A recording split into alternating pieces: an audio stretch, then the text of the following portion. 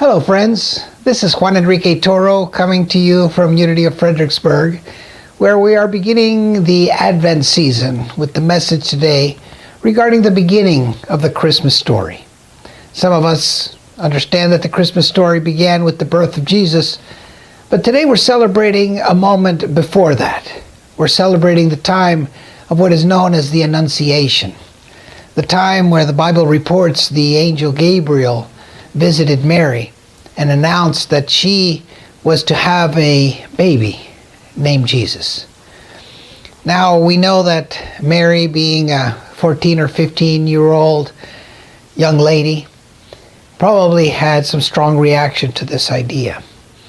And we also know that she ended up traveling to visit her cousin Elizabeth, who was also waiting for a child. And it was during that stay in which she decided to respond to the call that Gabriel had given her with what is known as the Song of Mary. And I believe that that song of praise, is really the beginning of the Christmas season. Because it is a moment in which Mary declares from a very deep part of her soul. She begins the song by saying, "My soul magnifies the Lord." And one can only imagine the consciousness that was required to speak words like that, especially knowing that as she was a woman who was betrothed but not yet married to Joseph, was going to be facing a scandal for the rest of her life. And yet within that situation, she makes a powerful declaration of the truth of her being by saying, "My soul magnifies the Lord." So we ask ourselves, perhaps, what are we magnifying in our soul? And as we think about that, we might think about, where does our thoughts lie? Where do our emotions seem to dwell most often? Where do we respond from? If we're concerned about our finances, we might say, "My soul magnifies the fear of debt," or the fear of not paying my bills. If I'm feeling very separate, I might say, soul magnifies loneliness or hurt. Some of us are challenged with difficult situations, addictions of all sorts. And it might be the center of our universe, and so we might say, "My soul magnifies the pain of those addictions." And yet Mary found a way to make a declaration that says, "My soul magnifies the good, magnifies God, magnifies the Lord, magnifies what is right and good, even under very difficult circumstances."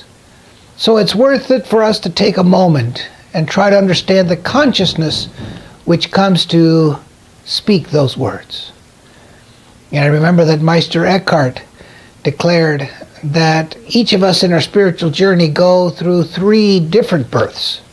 The first being where we come into God.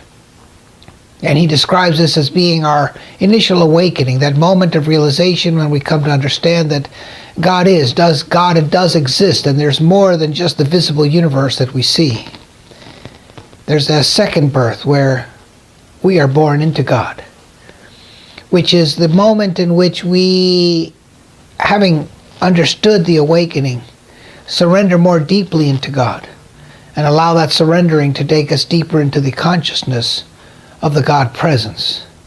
We begin to know that we can trust that presence, and we have experiences that lead us beyond our very body, our very mind, our very emotions. We begin to touch the eternal self. And Meister Eckhart says that the third awakening is the awakening where we become the sons and daughters of God. And in Unity we call this the Christ consciousness. We sometimes describe it as the I am, the absolute oneness that we are, where the lines have been blurred now between what we are and God is, and there's an absolute unity, as Jesus described in the Bible. Only the Father knows the Son, and only the Son knows the Father. This is the true beauty of the spiritual journey, that absolute connection where the lines have been totally eliminated and blurred, and we express the oneness that we are. It is the power of that affirmation that says, God is and I am. And I believe that that is the consciousness from which Mary spoke the words, "My soul magnifies the Lord." The birth of Christmas, the realization of the I am consciousness, the awareness that whatever God is, I am, and I am what God is. And in that awareness then, she was able to not only surrender completely to the experience, but know it as the absolute blessing in her life and the blessing of the world. And so as we contemplate for ourselves, what may we be magnifying? I think it's worth it for us to realize that we too can make a similar journey, similar to the one that Mary made, from perhaps a sense of limitation, fear, debt, or doubt, loneliness, or fear. Surrender it to the higher power and go even beyond to the full awareness of the God presence that we are. And we do this with our regular attention by magnifying the good in our life, taking formal times of prayer and meditation on a daily basis. Those moments where we sit, we meditate, we read, we pray, we breathe in such deep and heartfelt ways. And we take more informal times during the day as well. Moments where we remember to bless, to praise, to give thanks, to be aware of the goodness that God is and that we are.